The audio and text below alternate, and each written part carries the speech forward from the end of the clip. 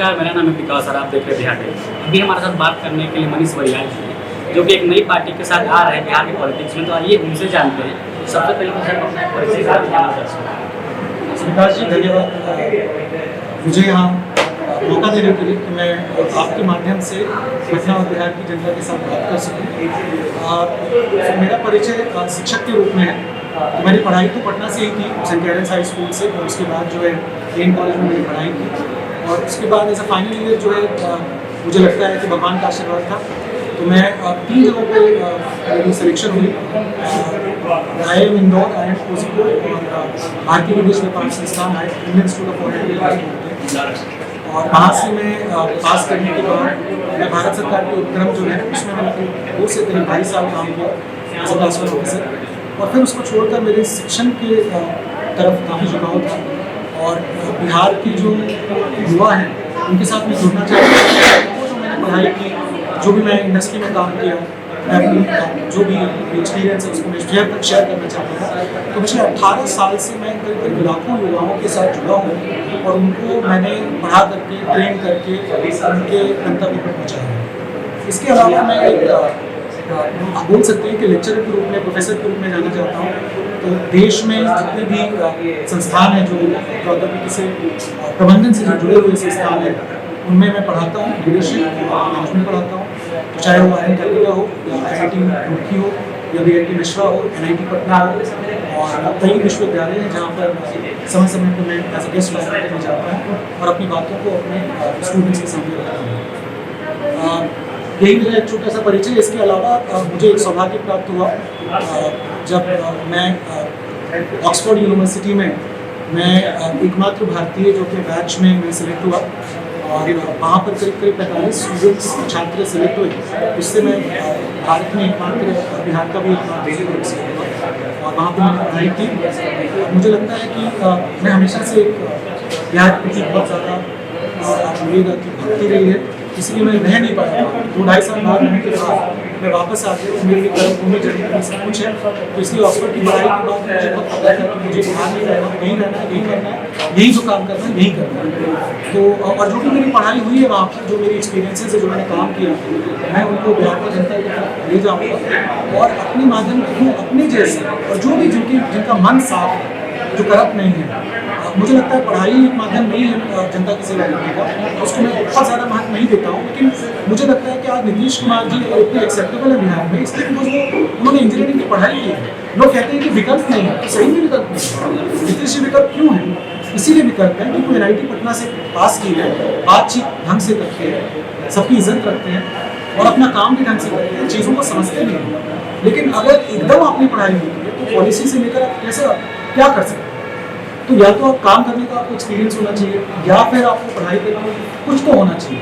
तो मुझे लगता है कि यही मेरा एक छोटा सा इंट्रोडक्शन है। सर, अगर बिहार की बात करें, राजनीति की बात करें, क्योंकि यहाँ पे जातिवाद पूरी तरह से हावी है। जातिवाद का आपका क्या कहना है? खासकर यहाँ के जो लोग MI फैक्टर पर ज़्यादा काम करते हैं, तो इसके लिए आपका क्या टारगेट? कौन सा फैक्टर? MI फैक्टर, मुस्लिम यादव फैक्टर।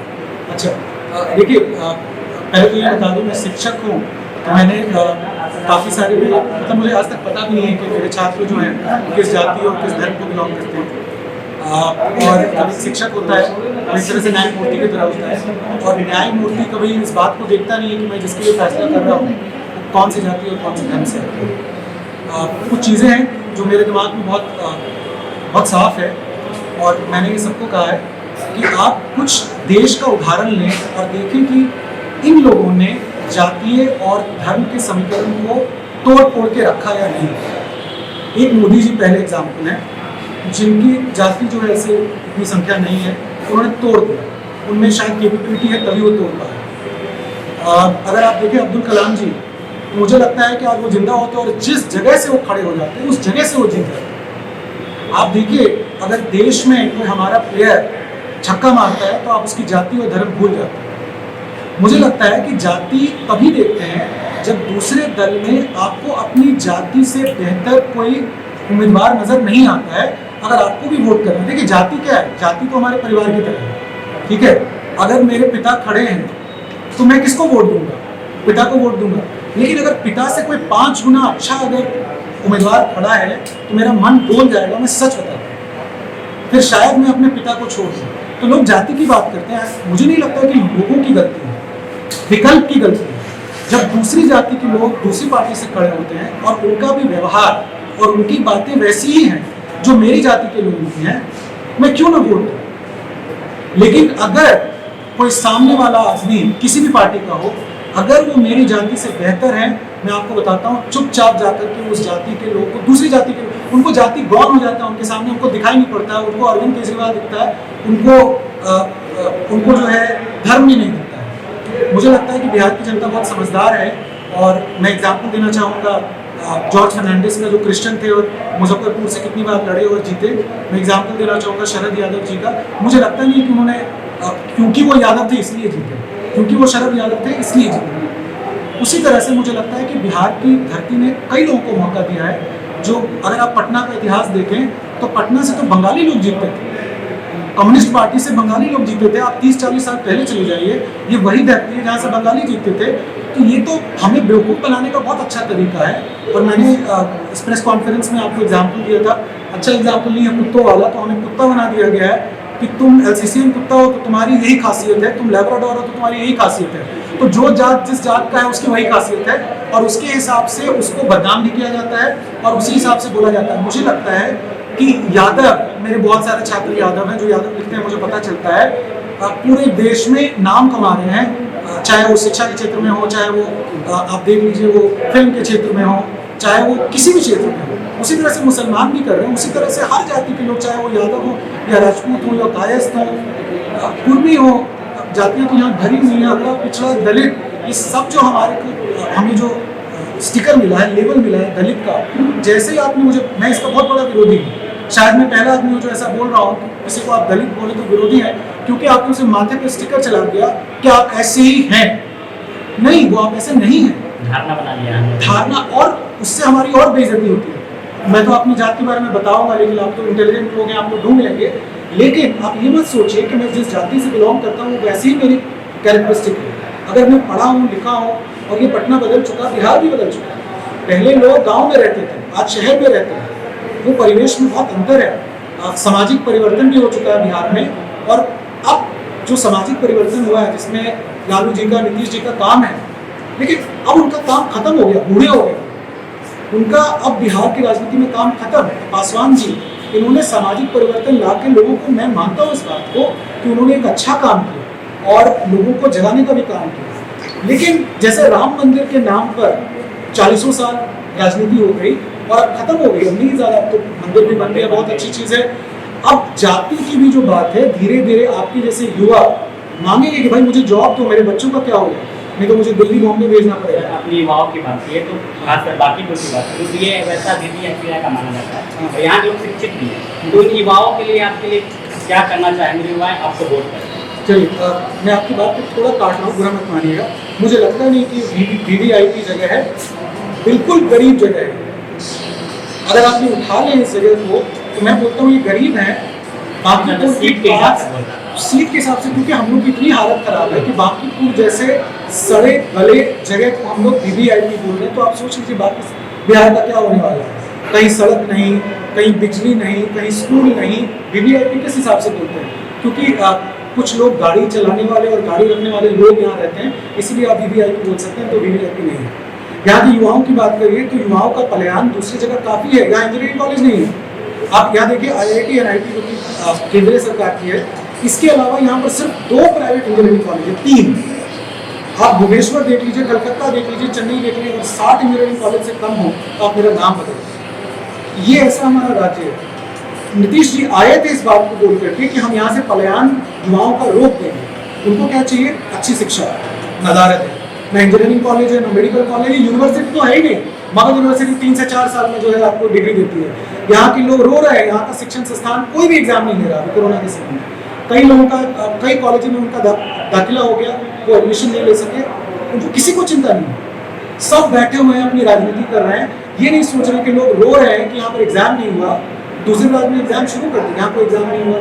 ठीक है, कोरोना के नाम पर सारी बहाना बना चुके हैं, ऑनलाइन ले सकते थे लेकिन नहीं लिया। तो सबसे पहले मैं युवाओं के लिए मेरे लिए 2 चीज़ें, एक उनके लिए अच्छा व्यवस्थित कॉलेज होना चाहिए, और एक तो नहीं, कम से कम 100 यूनिवर्सिटी पटना में कम से कम होना चाहिए। यहाँ की आबादी करीब करीब 80 लाख की हो गई है, अगर आप ग्रेटर पटना देखें उनके लिए 80-100 यूनिवर्सिटी होना चाहिए। यहाँ एक भी नहीं है, शायद एक प्राइवेट यूनिवर्सिटी है, इसके अलावा कुछ नहीं। एक दूसरा, यहाँ उद्योग होना चाहिए। आप अगर उद्योग नहीं है तो यहाँ का इंजीनियर यहाँ की नौकरी कर सकता है। मैं आपको क्या हालत बताऊँ, अगर आपके पास समय है तो मैं बता सकता हूँ कि बिहार के इंजीनियर 8,000-10,000 में जो अनपढ़ गंवार लोग जिन्होंने उद्योग खड़ा करके रखा है गुजरात में सरकार की मदद से, उनके यहाँ MBA और इंजीनियरिंग करके इतनी हमारी दुर्दशा है कि उनके यहाँ 10,000 में नौकरी कर रहे हैं। इससे शर्म की बात हमारे लिए क्या हो सकती है? आप कैसे देखते हैं कि PhD जो है वो चपरासी की नौकरी में क्यों अप्लाई करता है? PhD इसीलिए अप्लाई करता है कि उसको बिहार में PhD, एक तो PhD किस तरह से मिलता है वो अलग चीज़ है, उस पर सवाल है। दूसरा, वो PhD आकर के बिहार के लोगों को नौकरी नहीं है तो दूसरी जगह पे जो है वो एक PhD चपरासी की नौकरी पे अप्लाई कर रहा है। क्या शर्म की बात नहीं है? आप जाके पूछिए उनसे, जो लोग चला रहे हैं इस बिहार को, शर्म नहीं आता उनको? तो मुझे तो बहुत गुस्सा है इस बात का, और शायद वो गुस्सा ही जो है मुझे बाहर लेकर आया और अपनी चिंता में छोड़ चुका हूँ। अब इतनी उम्र भी हो गई, मैं सोचता हूँ चलो जो होगा देखा जाएगा, लेकिन मुझमें बहुत गुस्सा भरा हुआ है कि यहाँ सही चीज़ें कोई क्यों नहीं बोलता कि हम लोग एकदम खत्म हो चुके हैं।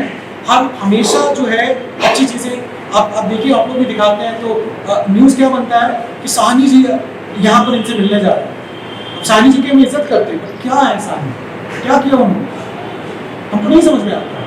ये अगर आप देख लें, पासवान जी भी जो है अच्छे दिखते हैं, अच्छा बात करते हैं, काम क्या किया उन्होंने? 4.5 साल रहते हैं दिल्ली में, पैसा बहुत है उनके पास, ठीक है, उसके अलावा क्या? 2 सीटें मिलती हैं उनको, उसी में पूरी राजनीति है। तो ये जो पूरी राजनीति है छोटी छोटी पार्टियों का, हर जात को आप मिला लिए, उनकी 5,000 सीट, उनकी 10,000 सीट के लिए उनका पैर पकड़ रहे हैं। ठीक है, लोगों के लिए मेरी बहुत आस्था है, लोग बड़े अच्छे हैं, लेकिन क्योंकि आपने उनको अनपढ़ रखा हुआ है, क्योंकि उनमें समझ नहीं है, इसलिए जो भी अगर कुछ भी कोई बोलता है उनकी बात में उनका नेता बन जाता है। कोई भी चीज़ बोलने वाला आदमी नेता बन जाता है। ऐसे ही बिहार में लोग नेता बनते हैं। सर अगला क्वेश्चन होगा, अगर आप बाकिरपुर से विधायक बनते हैं तो सबसे पहला काम आप किसके लिए करना चाहेंगे? युवाओं के लिए? मुझे लगता है कि मैं सबसे पहले युवाओं, महिलाओं और वृद्धों के लिए करना चाहूँगा। महिलाओं के बारे में पहले बात करूँगा। यहाँ की लड़कियों के लिए कोई सुविधा नहीं है। अगर आप बसों की बात करें तो वो सुरक्षित बसें नहीं हैं, अलग से उनके लिए बसें नहीं चलती हैं। सबसे पहले मैं लड़कियों के लिए एक अलग से बस की सुविधा करूँगा, क्योंकि उनकी सुरक्षा के लिए बहुत ज़रूरी है कि उनके लिए ऐसी सुविधाएं हों जहाँ पर या तो बसों में सुविधाएं हों, और मैं तो समझता हूँ अलग से उनके लिए बस चलाने में कोई खामी नहीं है, उनके लिए चलानी चाहिए ताकि वो कहीं भी आना जाना कर सकें। एक तो ये होगा। उनकी जो कानून व्यवस्था है, मुझे लगता नहीं है, पता नहीं है मुझे कि MLA इतने ज़्यादा पावरफुल होते हैं, क्योंकि उनके साथ सरकार का भी बहुत बड़ा होता है, लेकिन आवाज़ उठाऊँगा कि यहाँ कानून व्यवस्था उस तरह से हो ताकि जो है लड़कियाँ हैं वो यहाँ सुरक्षित हो सकें। वृद्धों की मैं बात करता हूँ, वृद्धों की कोई बात नहीं करता। वृद्ध इतने सारे वृद्ध हैं, कम से कम मुझे लगता है कि बांकीपुर में कम 1 लाख लोग वृद्ध होंगे। ना उनके लिए सड़क है, ना उनके लिए फुटपाथ है, ना उनके लिए पार्क है। कहाँ जाएंगे बेचारे? और बाहर जाएंगे तो पटना सबसे गंदा और सबसे प्रदूषित शहर, कहाँ जाएंगे? उनके लिए मैं कोशिश कर सकता हूँ प्रदूषण के खिलाफ यहाँ आवाज़ उठाऊँ, उनके लिए मैं फुटपाथ और उनके लिए मैं पार्क बनाने की। अब युवाओं की बात करूँ, युवाओं के लिए मुझे लगता है बेरोजगारी सबसे बड़ा श्राप है। मैं कोशिश करूँगा मेरी जो औकात है उसके हिसाब से यहाँ उद्योग, छोटे छोटे उद्योग जो मेरे छात्रों के माध्यम से, मेरे जान पहचान के माध्यम से, और मैं कोशिश करूँगा ऐसे प्रेजेंटेशन दूँ मैं कि यहाँ पर उद्योग से लोग आकर यहाँ निवेश कर सकें। और मैं सरकार के ऊपर बहुत प्रेशर डालूंगा कि आप उद्योग लाएँ और अपनी नीतियों में परिवर्तन करें। हमारे मुख्यमंत्री ही, और उनके लिए भी मेरी रिस्पेक्ट है, बट इज्जत करता हूँ एज अ पर्सन, बट मुझे नहीं लगता है कि मैं उनके कामों को हर काम के लिए को लेकर के मैं इज्जत करता हूँ। उद्योग की नीति के मामले में कम्प्लीटली वो विफल हो चुकी है। पूरी उद्योग उन्होंने खत्म कर दी, शिक्षा उन्होंने खत्म कर दी, और उद्योग, मुझे लगता है कि बांकीपुर क्षेत्र से अगर मुझे समर्थन मिला, मैं जीतूँ ना जीतूँ, लेकिन अगर मुझे थोड़ा भी समर्थन मिला, इस आप को मैं पूरे बिहार में ले जाऊँ। और आप लोगों के माध्यम से मैं कोशिश करूँगा कि मेरे जैसे लोग हर विधानसभा क्षेत्र में हो, इस आप को फैलाएं, और जो भी जीते उनका जीना दुभर कर दें कि आप यहाँ उद्योग नहीं बिठाएं, यही बिठाना है उद्योग, यहाँ के लोगों को यही रखना है, और अच्छी इंजीनियरिंग कॉलेज और मेडिकल कॉलेज यही होनी चाहिए। उसके लिए मैं लड़ाई लड़ूंगा, ये तो पक्का है। और ये आप सारी चीज़ें देखेंगे मुझे लगता है कि 2 महीने हैं, मैं अपनी इन सब चीज़ों को उठाऊँगा, लोगों के पास रखूँगा और आपसे भी अनुरोध करता हूँ कि मेरी बातें अगर आप पहुँचा सकें तो धन्यवाद। निश्चित इंतजार भी रहूँगा। बहुत बहुत शुभकामनाएं सर आपको आने वाली बात करने के लिए। और आपको भी धन्यवाद, आप आए इसके लिए भी धन्यवाद। तो ये थे हमारे साथ अभी मनीष वरियाड़ी, जिन्होंने अपने एजेंडा लेके आ रहे हैं, खासकर इनका जो युवाओं पे है। तो आगे खबरों के लिए बने रहे बिहार टेलीविजन। धन्यवाद।